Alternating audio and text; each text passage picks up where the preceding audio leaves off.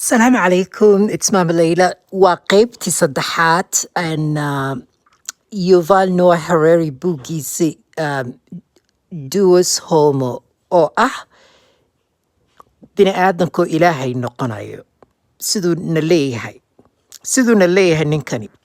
Marka ninkan waa ayo, ninkan waa nin yahuudi ah.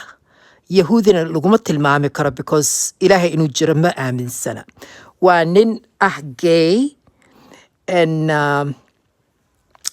oo nin kale isqabaan and waa nin professor ah and jaamacadda Hebrew University oo Jerusalem ku taalo, Qudus ku taalo, ka dhigo history ka dhigo. Marka buugaag serious ah taxanayaal uu qoray isku xirxiran. Kii hore aniga kan hore waan haystaa oo Sapiens la dhahayo. Wuxuu ka hadlaysaa bini aadanka siduu ku soo asaasmaday. Markuu ka soo bilaabday sida kuwii ma aragtay waagi geli jiray meesha kayfka camal ku noolaan jiray.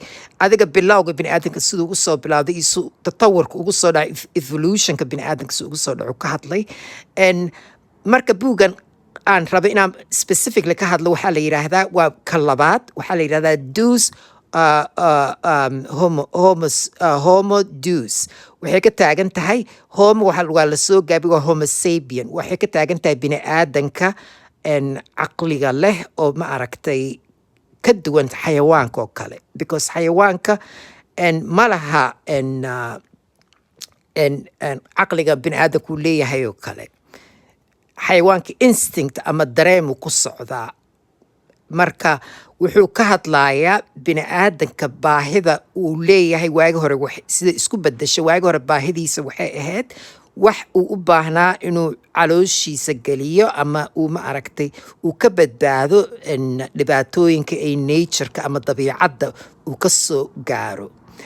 Markuu bini aadanka horumaray uu awood yeeshay, uu dabeecaddiisa uu bilaabay inuu asaga xukumo, uu impact ku suubiyo, wuxuu isku bedelay inuu ilaahay noqonayo.